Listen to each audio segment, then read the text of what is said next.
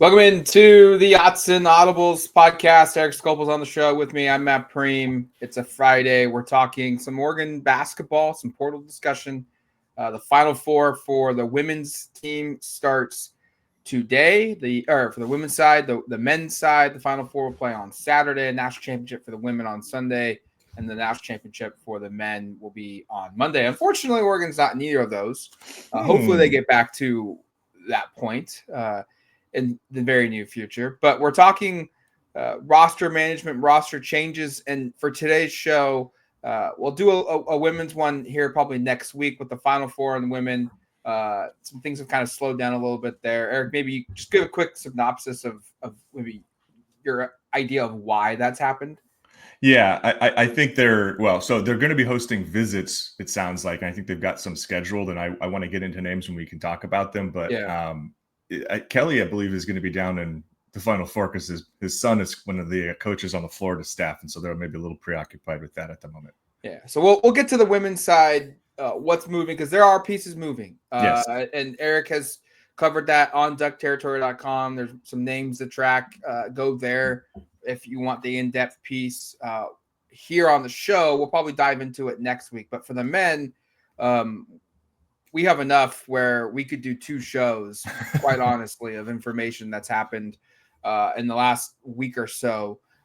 Let's first start with the portal departures. There's been two. One of them is not surprising in the slightest, and the other one is a bit of a surprise. Had you been told a week ago it was going to happen, Duck Territory members knew it was coming for somebody on the roster 24 hours out, but nonetheless still surprised. Mookie Cook, sophomore forward, he has left. He left within 24 hours of the transfer portal opening up.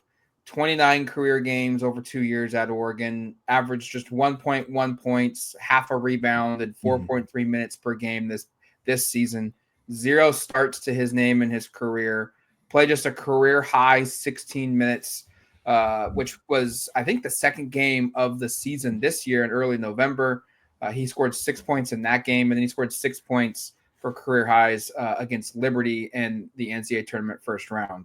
I say that because this is a departure, Eric. Like, it's more of what could he become and not what he was today that's going to impact Oregon. Like, look, replacing his production of what he provided previously is going to be super easy, and they've already done it.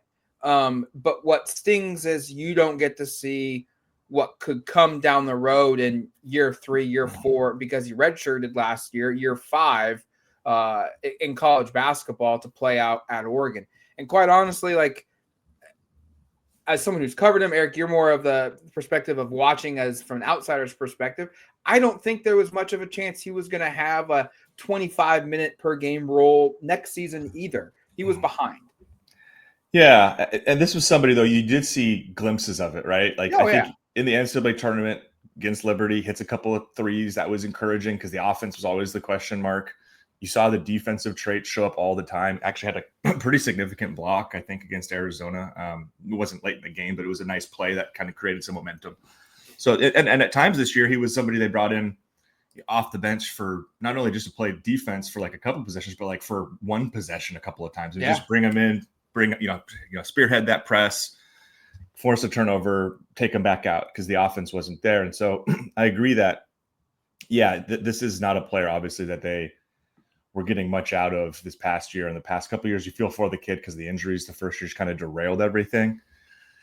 But this was somebody that you could envision in your head, like, oh, the Mookie Cook, like the best of what he could be somebody who could, as you said, maybe contribute like 10, 15 minutes in a way that was really impactful. And now you won't get that. And I'm sure this is a case in some instance of he wants more than what is going to be available to him at Oregon. Yep. I mean, you don't sit around for 2 years. And this is a former top 35, top 30 recruit. He was a 5-star at times during his recruiting process. I doubt in that time as a high school standout, he was thinking, I'm going to go to a school and barely play. And going into year 3, there's no clear path to starting. Probably was told it's not going to be the case, that we're going to go find somebody. So you understand all of it. But to your point earlier, and this is kind of where I'm left feeling, there's all that promise that you just never got lived out here at Oregon. Yeah. And I think that's probably the hard part for Oregon fans. And we saw it like on the message board for somebody who's played such a small number of minutes. There was a lot of interest in that player. Yeah, there was a lot of people who were really disappointed by this, and maybe part of it is he's from the state, but there was this kind of I think there was a bigger outcry of disappointment and frustration for him that I had anticipated.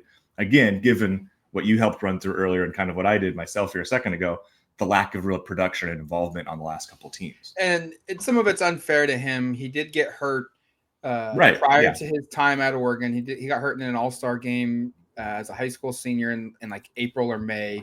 And that just basically eliminated his entire off season to get ready for the true freshman season of 23-24. And he tried coming back in I think it was January or so, and played in 3 or 4 games and then redshirted because he couldn't play. The injury was so significant. His rehab didn't go well, and that set him behind the 8 ball. And that's no fault to Mookie Cook at all. Like that, and no one should say he was a bust at Oregon. He dealt with a major injury, and that set him back. And then he entered this season, and I don't think he went through a full off season again of being fully healthy and having everything in place to develop. But it was clear, even if he went through the off season, he was going to have to improve exponentially from where he was when he arrived at Oregon or prior to that injury, because Oregon kind of recruited over him to an extent of this season, where the expectation probably at Oregon was anything we get from Mookie Cook during the 24-25 season is gravy. It's a bonus. They brought in Brandon Angel to play power forward and work with Kwame Evans. They brought in a backup center in Supreme Cook to be behind Nate Biddle. They brought in another wing, 2 wings actually, and Mookie and TJ Bamba and Raheem Moss. And look, I will argue that I think Mookie Cook could play on the perimeter. I think Mookie Cook could be a guard forward hybrid Elgin Cook type guy that played, in that system. And Moss and Bamba to a degree, took some of those minutes that were probably available for Moss to get, or for Cook to get. And so I looked at it as this wasn't a year where they were expecting much from him. And to your point, it's totally understandable.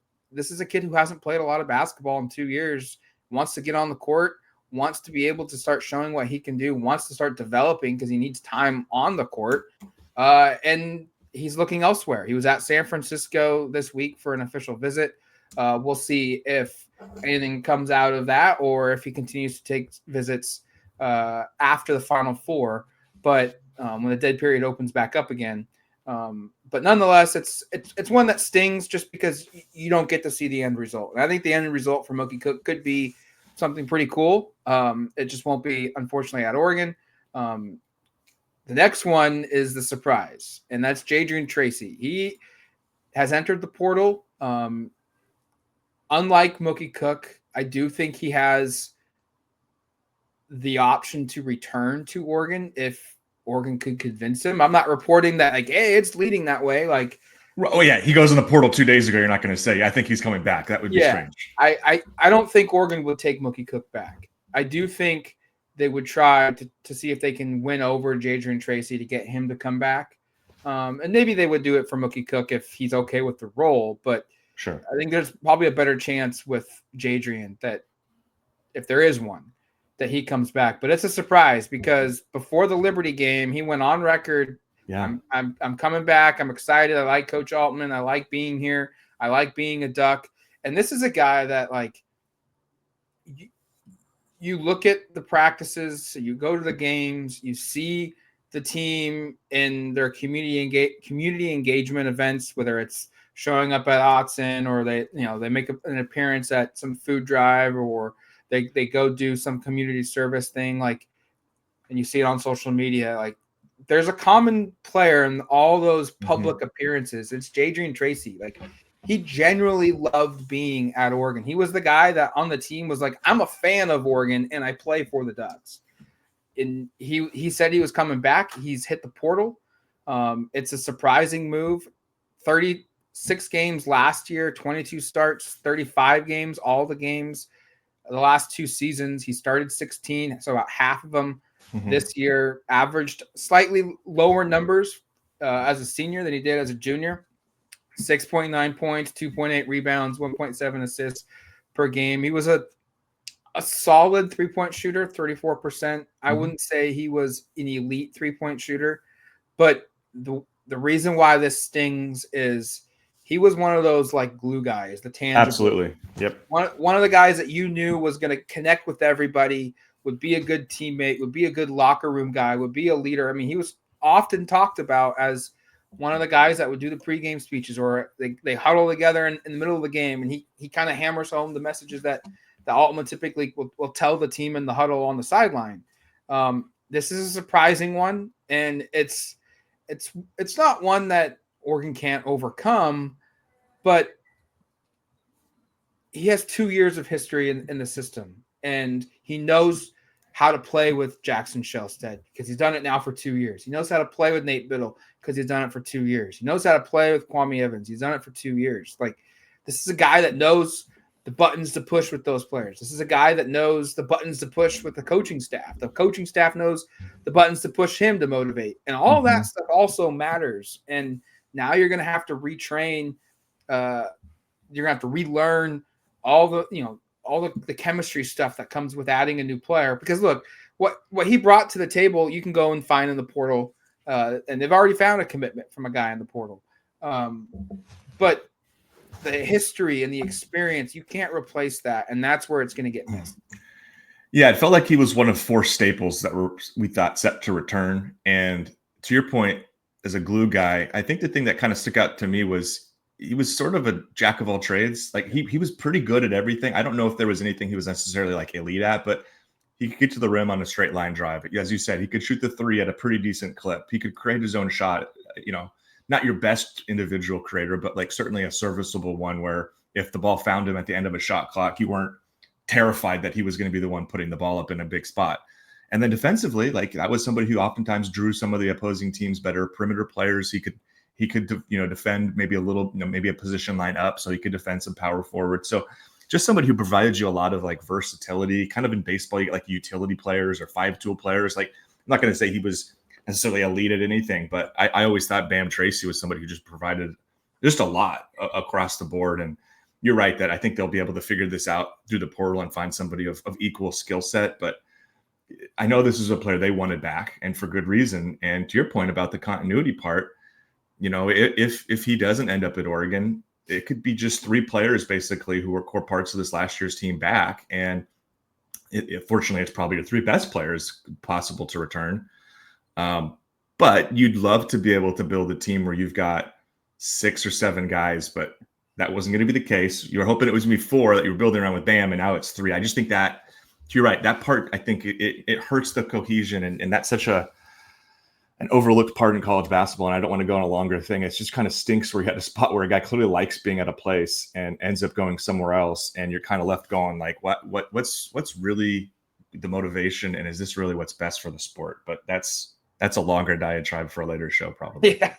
Yeah. It's certainly the underlayings of where the sport is right now, and it goes both ways. Like we talk about the loyalty for the player to the school, and the player certainly also deserves loyalty from the school to the player. I'm not saying that was the case here with Bam, but yeah, basketball is in a weird state, and if you're frustrated, like I get it. But every other school in the country is dealing with this. And I mean, look at Arizona, a Sweet 16 team that almost knocked off Duke, the odds-on favorite to win it all, who's been super dominant. They have lost 3 guys to the portal already, and key players. Yeah, all 3 of them were going to be key players on this year's team or next year's team. 2 of them were starters, and it's going to impact everybody. And the day and age of everyone bringing back 8-9 guys from the year before, it's over. It's not going to happen, and you just have to kind of move on. and other more roster news that's happened for the men. Nate Biddle has also declared for the NBA draft. He announced this on March 31st on social media, but he also maintains his college eligibility should he return to Oregon. And I think, or should he return to college? And I think that's the important thing because he came out and he made it very clear. Like, if I come back to school, which I don't know if I'm doing or not, but if I do, it will only be at Oregon. I will not be entering the transfer portal. Quote, I will not be entering the transfer portal. If I return to college basketball next season, there will only be one place for me, and it's here in Eugene with Coach Altman. Now, caveat is Jadrien Tracy kind of said the same thing about 3 weeks ago and is now in the portal. But I do think you take this at face value. You do believe Nate Biddle. He was very adamant last season that he was not leaving. He was very adamant after the NIT when they lost to Wisconsin at home after the 2023 season. He was back. Like, plus, I think he's going to be the most compensated player on the Oregon basketball roster next season. I hope so. I hope he and Jackson are very well taken care of based upon all the stuff we hear in the rumor mill. So yes. So I think there's a good chance that, you know, if he does come back to college, it will be at Oregon. And I feel like this is me just reading tea leaves, not reporting what I'm hearing, but kind of get the sense this was like the unofficial I'm coming back, right? Like, he's not on the draft boards in the top 60 for anybody. And look, this is the move he should be making. He should be doing this. He should be going through the process, get feedback. Maybe he balls out at some workout in front of an NBA GM, and that GM comes to him and says, stay in the draft. We're going to pick you with the 39th, 42nd pick, but we're going to give you first round money. Stay in the draft. Like, maybe that happens. And if it does, good for him. But this feels kind of like the start of the process of him eventually announcing he's coming back. Yeah, when I saw this news, especially if I come back, it's the fact that it's basically NBA or Oregon. That's a really encouraging place to be with a player who I think he has legitimate NBA traits with the size, the ability to defend the rim, and the ability to shoot the ball. Like, he has skill sets that translate to the NBA level on both ends of the court. I think there are some question marks maybe on durability and some of the body type stuff based upon his career history. But gosh, this kid, when he is playing well and is as at his best, he can do some stuff that fits in the NBA. You watch the modern NBA, you know, the fact that he can stretch the ball and shoot the ball from three at the way he does at 7 feet and the way he can protect the rim, those are traits that translate all over the place. And you see those, you know, that's a common archetype, I guess, in the NBA in terms of a player. So I think that'll be there at some point for him. It just doesn't seem like right now the NBA is quite as enamored with those traits as they could be based upon what we've seen. Matt's right. Like, before we started, I was looking around going like, okay, where's he at on draft boards? And he's just really not on them, frankly. So I imagine he'll be back. Matt's right. He could go to, like, I guess it'll be interesting to see if he gets invited to the NBA Combine. Yeah. Because if he doesn't get invited to that, that's a clear indication. Nobody who you don't get drafted if you're not in the NBA Combine, basically. But if he's in that and he turns some heads and he can, as you said, like, there's somebody who's picking mid-second round who needs a player like that. Maybe he gets a guarantee from one of them and they're able to compensate him better than Oregon. That's the other part, though, is like, I'm going to guess most second round contracts in the NBA are not going to be more than what you're making as a premier player on a college basketball team that can at least pay a decent amount. So it might be a situation where the NBA is interested, but Oregon can actually pay more, which is a really weird place to be. Don't quote me on the numbers or any of that, but that's a possibility if you're a guy who goes undrafted or late second, that you could actually make more in college. So we will see on some of that, but I have to think you're feeling pretty darn good if you're Altman about the likelihood of him being on next year's team. And as we talked about earlier in the show, you just need some of those core pieces, and this is certainly about as good as it could get for Oregon if you could pair him with Jackson for another year and hopefully build around those two and Kwame. Yeah, he'd be their best player in my eyes next Agreed. season, and he would probably be a All-American candidate. Certainly one of the favorites for the best center in college basketball. I think it's the Lou Alcindor Award. He would be a dynamic player, and people might push back and say, well, it's Jackson Shelstead. And look, I agree, but the Biddle has things that you can't teach, and he has what you want, what every college basketball coach, whatever NBA team wants is you want as tall of a player as you can get that's multi-skilled on both ends of the floor. And if you have that, you have a clear advantage in the sport of basketball. And at 7 feet tall, he defends the rim, he rebounds the basketball, he anchors the middle of the key and impacts a ton of shots. And then on the offensive end, he can stretch the floor, he can hit the mid-range game now, and he's also shown a vast improvement this past season of a low post game that you can consistently rely upon. And at the college level, you have that on your team, you are really hard to stop, and it will mask a bunch of other issues that you have. So it's imperative that if he does choose to return to school, or if he is on the fence about, oh, I've got an NBA offer, but it's not really the greatest, it's imperative that Oregon matches or exceeds, that second round deal or whatever they can to present the best possible offer that they can to get him to come back. Because if he comes and he plays a fifth season at Oregon, I know they've lost Tracy. I know they've lost Mookie. They've got to replace a handful of seniors, but you're going to have one of the best players in college basketball at a position that dominates both ends of the floor. That's going to go a long ways. And that has to happen if he's on the fence to come back. Yeah, and I guess the flip side is, Matt, and we don't need to go too far to this, but the contingency of if he doesn't come back, I think the roster suddenly, you get to a point where you go, oh boy, this could get tough, because you're not going to find a player of his caliber in the portal. You probably don't have anybody you don't have anybody on the roster with his size, point blank. And I guess the worst case scenario for Oregon would be, and again, I don't expect this is the way it goes, but just think of Oregon was kind of stuck in like purgatory with N'Faly Dante last year of like, okay, he wants to be back.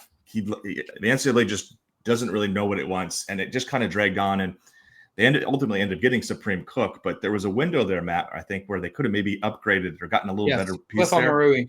Right. Some of those guys, he's been a stud. So, that would be the fear for Oregon, is if he is not committed one way or the other and he ends up leaving late and you don't fill that spot, you could be in a tough place. But again, I'm sure Oregon is aware of that and is working on contingency plans. But that is something to at least, I think, mention, that if he does end up staying in the NBA draft and Oregon has kind of a 3 or 4 week period here where they're in limbo with him, are they able to kind of fill that center position out like they would like? And that kind of just naturally progresses to Oregon's efforts, I think, finding a safety net in case he does leave, but also trying to improve its bench, its roster. And they hosted a couple big men this past week for official visits. Let's start first with the freshman of the year in the WCC. That is Austin Rapp, a 6'10" big man out of New Zealand who's 230 pounds, averaged 13.8 points per game, 6.5 rebounds, 2.5 assists per game, shot 35% on twos, but made 39.7% on his three-pointers, and 69% of his overall shots through the entire season were threes. This is an outside-in big man, which is a little unique because it's not a 7-footer, but it's a 6'10", 6'11" guy. And typically you think those players are going to gravitate towards the hoop, towards being in the key, dominating close to the basket where their height is at its best advantage. But this is a guy that's really good for a big man on the three-point line and has done a lot of damage, played against Oregon, had a solid game there. Again, WCC freshman of the year, was here for an official visit, went previously to Wisconsin for an official visit, has also looked at Iowa, but they've taken a commitment from Freeman or Creighton, excuse me. They've taken a commitment from, he went to Iowa. He's visiting Iowa later, I think. Okay. Clemson, Michigan also in play, but it's really Oregon, Wisconsin right now. Like, one of these two schools feels like the favorite. One of these two schools could potentially land a commitment here in the next couple of days. And if he doesn't, Then the trip to Iowa may happen. Maybe he goes and sees Michigan. Maybe he goes and sees Clemson. But right now, the ball's in Oregon or Wisconsin's court. Oregon got the last visit before the dead period. He was here in Eugene, got a tour of a multi-day trip. I like this potential ad, especially if they lose Biddle. You need experience. This would help there. But I think there's a possibility that Oregon could sell a role where, hey, come sit behind Biddle for a year, and then in 2 years, you're the starter at that position, and you get it for 2 years. Yeah, I think you could even maybe play him at power forward with Biddle in weird spots. I agree. Maybe because he can stretch the court a little bit. I mean, you're right.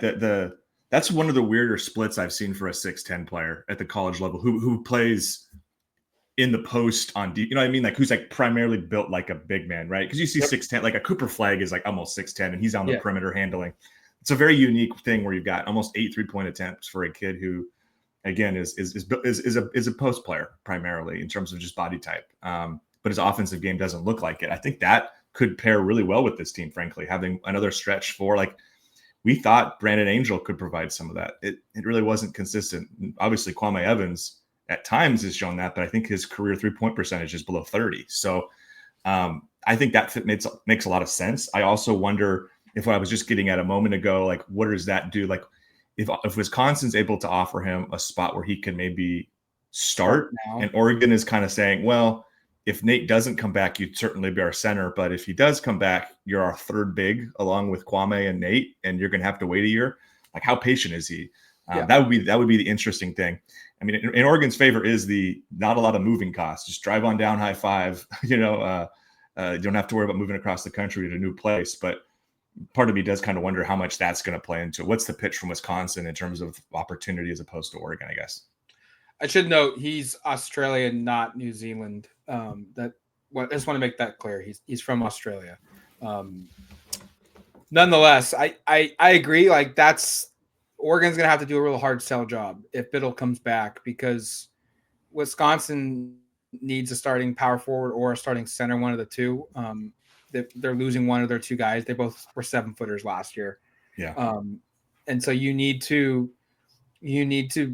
fight off that. I do think there is a path to saying it can work at Oregon because look, there's 80 minutes that have to be played between the power forward and the center positions. And Dana Altman will not play Nate Biddle and will not play Kwame Evans 35 minutes a game for 31 straight games across the season. That's just not sustainable.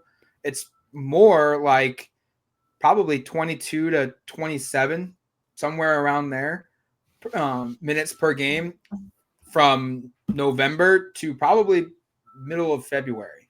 And then you start seeing the roster get cut and the starter minutes go up.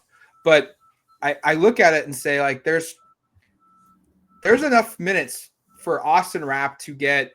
He averaged at Portland this season 33 minutes a game. That's a lot for a big man to play. And Portland wasn't very good this season. They had to lean on their best players for much of what they could do and for as long as they can do. But we know, talk about it for football. Like they consistently rotate along the defensive line because they've got the bodies and they know that's a position where there's a lot of physical contact. It's a lot up and down.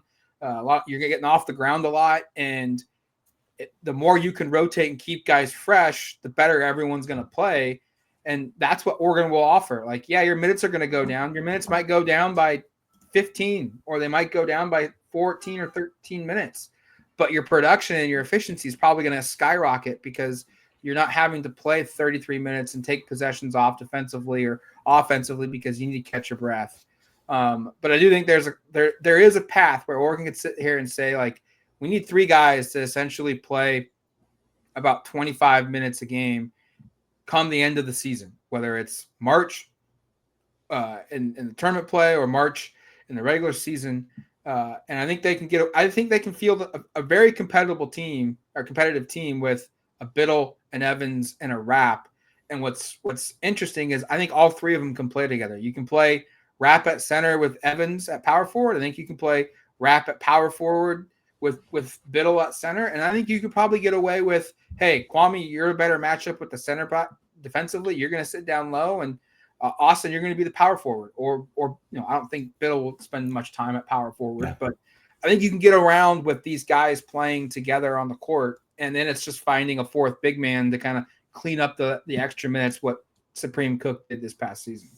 Right. No, and he makes a ton of sense if this works out for all the reasons we said before. And I would be curious to see defensively, it looks like average 1.5 blocks per game. Like how much of that rim protection translates to playing a little better competition regularly, right? Because it's WCC play. You see that happen. I'm not worried about 3-point shooting translating because that's sort of just built into catch and shoot oftentimes, right? Like the competition doesn't necessarily impact it, but how much is he able to protect the rim like that against a little better competition would be a question. And how does that impact them defensively? Because Nate is one of the best rim protectors Oregon's ever seen.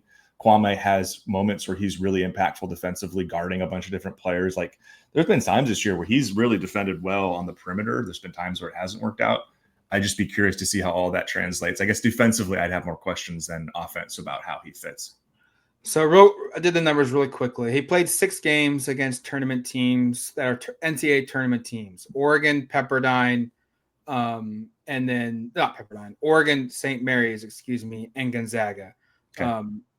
You look at those, or he played 4 games against those opponents, and he averaged a block and a half in those 4 games.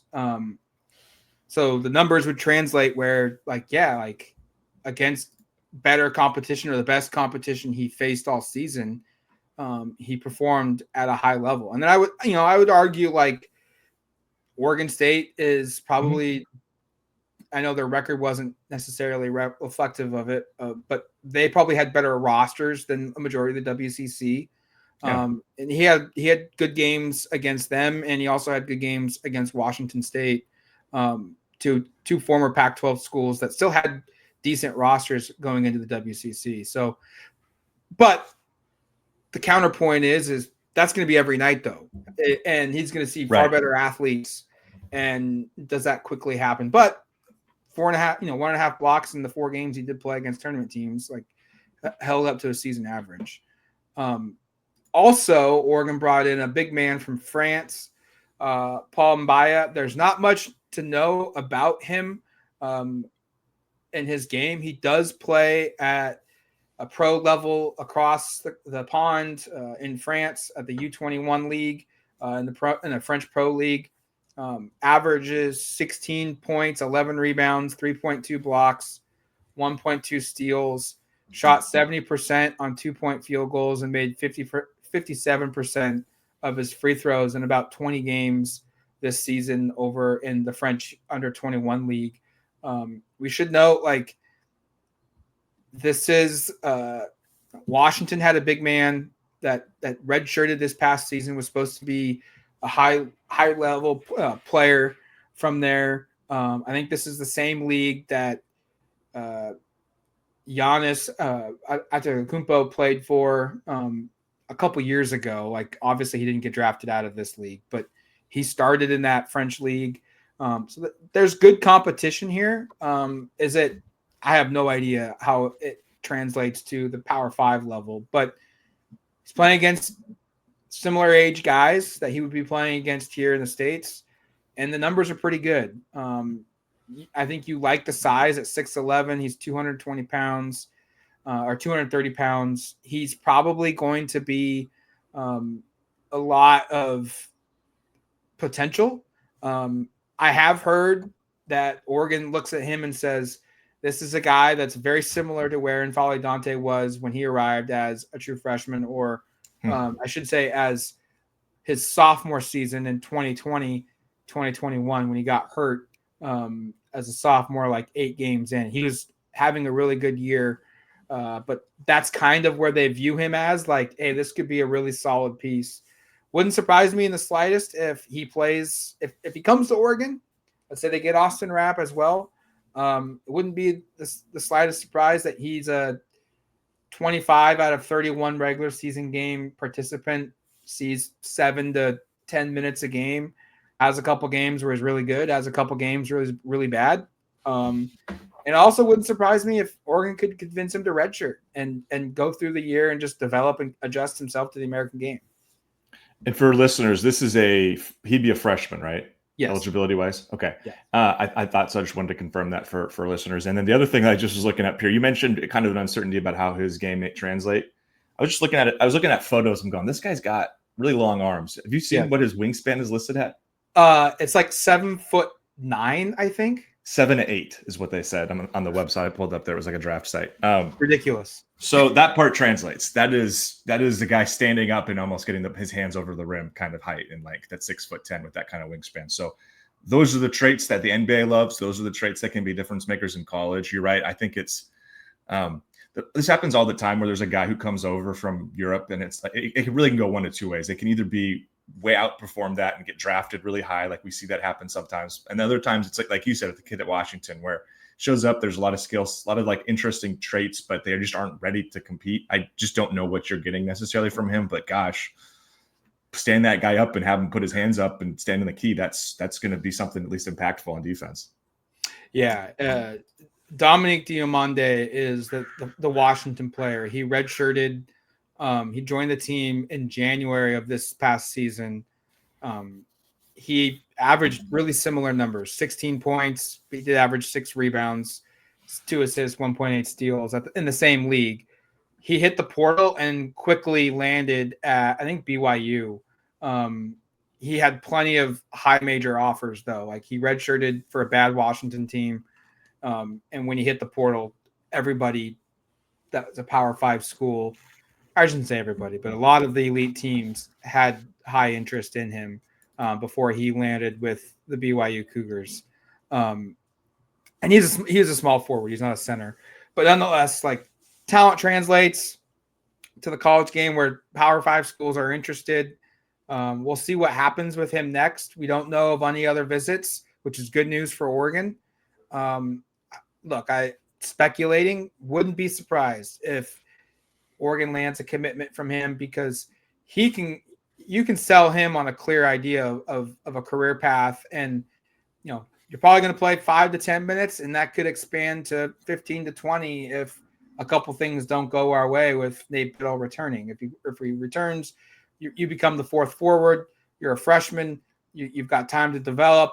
Everyone above you is going to be out of the program in 2 years, and you're going to be off to the starter role. And if you're as good as you think you are, you'll be fine from a playing time perspective. But it's an interesting piece. I'll be curious to see how active Oregon is in the Euro space overall.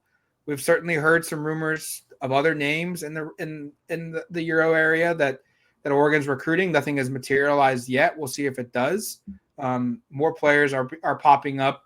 There was one yesterday that hit from Serbia. Oregon's not attached to him at all, but it's a surprising move that a 6'8" guard's going to go to the college ranks, and it was reported that a lot of high major schools are going to go after him. We'll see if Oregon's one of those schools. But Braden Berries is another 5-star combo guard. He's a freshman. He's on the board technically.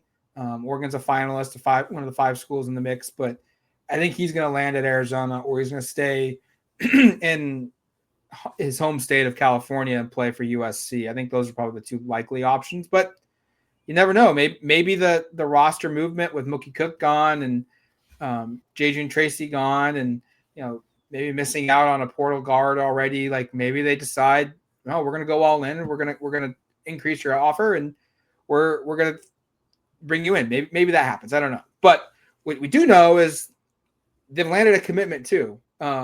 This is a super deep bury here, but I was starting to wonder, Matt, if you'd forgotten about Devin Pryor. I was genuinely.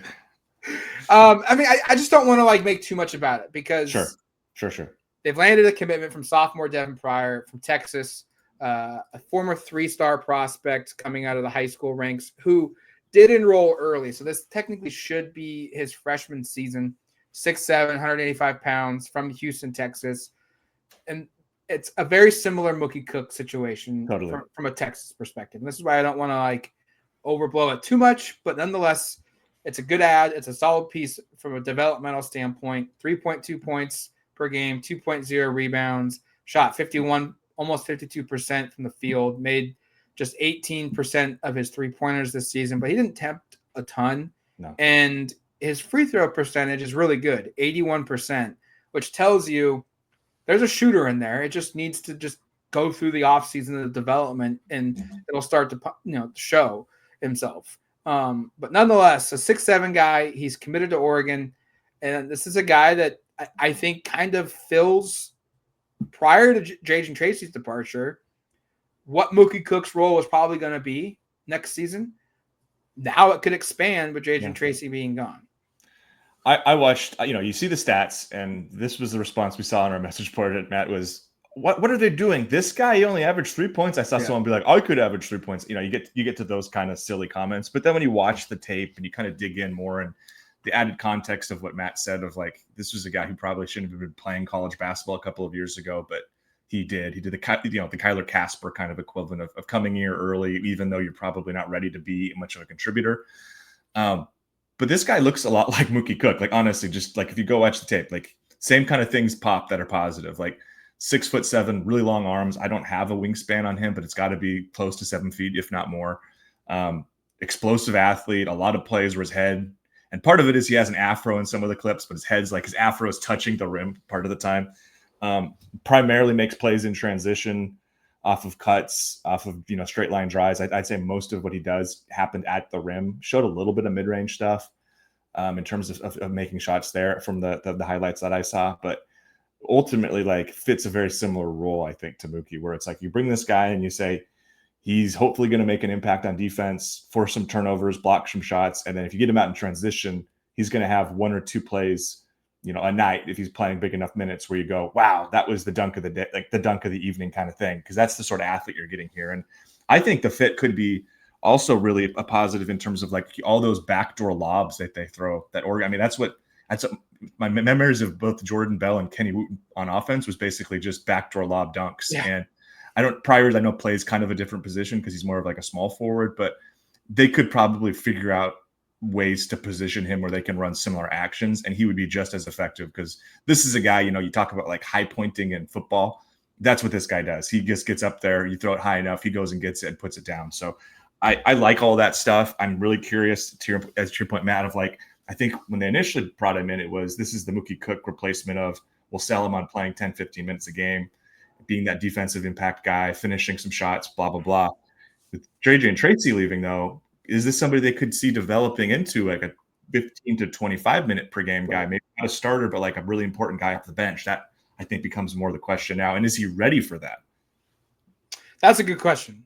And one note I want to throw with him is his freshman year of 23-24, he played just 7 games. And I've heard that there is a chance that they could try to retroactively go back and apply for that season being a redshirt season, because he didn't play beyond the 25% of the game split that you have to have. He could get that year back, which would, I think, only make this addition even bigger and better, because now all of a sudden in the 25-26 season, he's a redshirt sophomore instead of a junior. Right. And he's got a little bit more time to develop.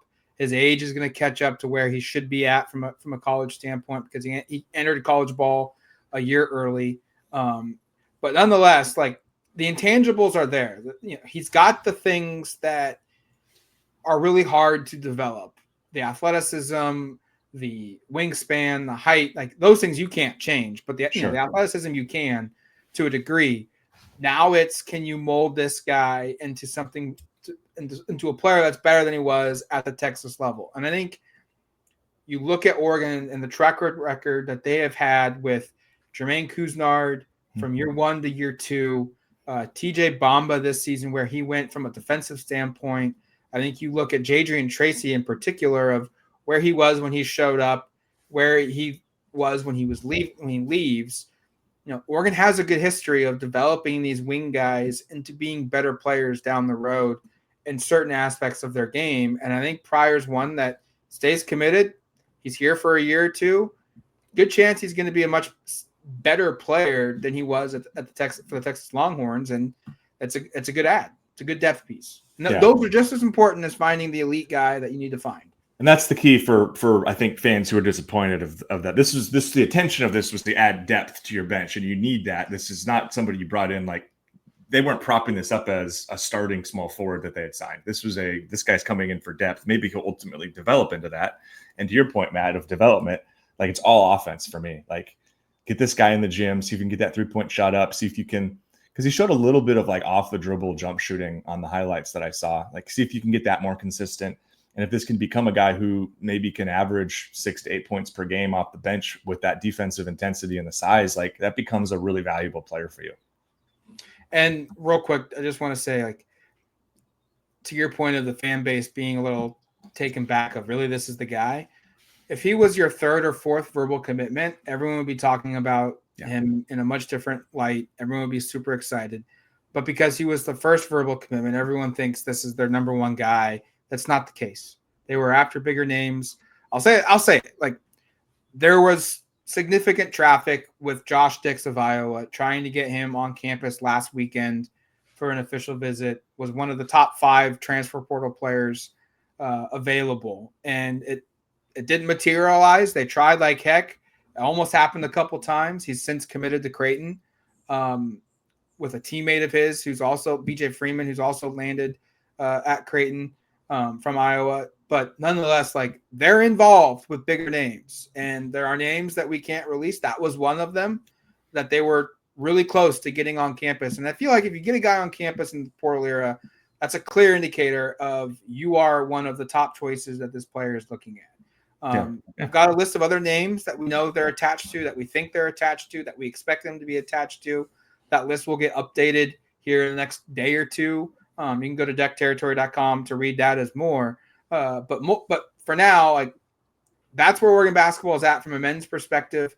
We'll dive into it again probably middle of next week with more information happening. Final Four being over with, another week of portal. We'll see if something happens there from an addition standpoint. And to be honest, you never say never from a departure standpoint. You have to keep that in mind. And we'll also dive into the women's program more in depth as well. But until then, you've been listening to the Autzen Audibles podcast. Talk to you later, folks.